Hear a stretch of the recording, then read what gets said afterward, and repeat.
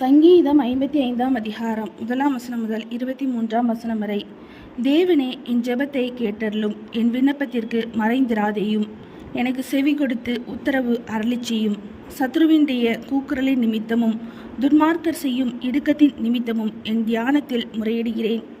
அவர்கள் என்மேல் பழிசாட்டி குரோதம் கொண்டு என்னை பகைக்கிறார்கள். என் இருதயம் எனக்குள் வியாகுலப்படுகிறது. மரணத்திகில் என்மேல் விழுந்தது. பயமும் நடுக்கமும் என் பிடித்தது. அருக்களிப்பு என்னை மூடிற்று. அப்பொழுது நான், எனக்கு புறாவை போல் சிறகுகள் இருந்தால் நான் பறந்து போய் இளைப்பாறுவேன். நான் தூரத்தில் அலைந்து திரிந்து வனாந்தரத்தில் தங்கியிருப்பேன்.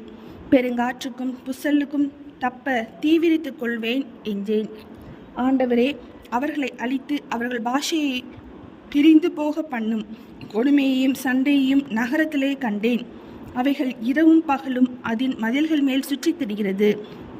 அக்கிரமமும் வாதையும் அதன் நடுவில் இருக்கிறது. கேடுபாடுகள் அதன் நடுவில் இருக்கிறது. கொடுமையும் கபடும் அதன் வீதியை விட்டு விலகி போகிறதில்லை. என்னை நிந்தித்தவன் சத்துரு அல்ல, அப்படியிருந்தால் சகிப்பேன்.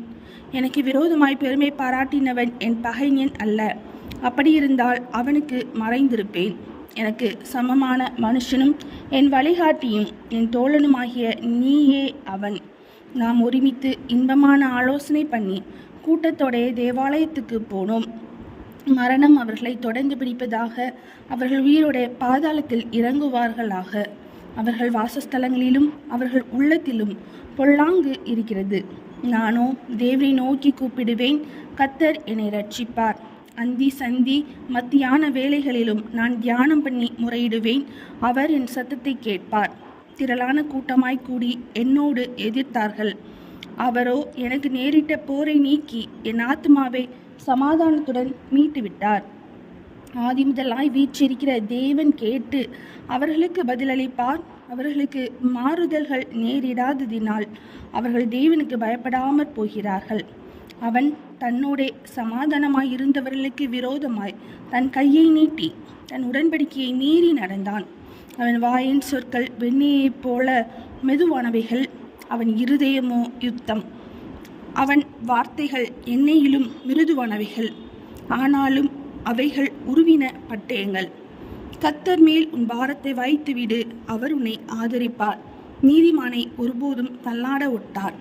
தேவனே, நீர் அவர்களை அழிவின் குழியில் இறங்க பண்ணுவீர். இரத்தப்பிரியரும் சூதுள்ள மனுஷரும் தங்கள் ஆயுளின் நாட்களில் பாதி வரையில் ஆகிலும் பிழைத்திருக்க மாட்டார்கள். நானோ உம்மை நம்பியிருக்கிறேன். சங்கீதம் 55ஆம் அதிகாரம் முடிந்தது.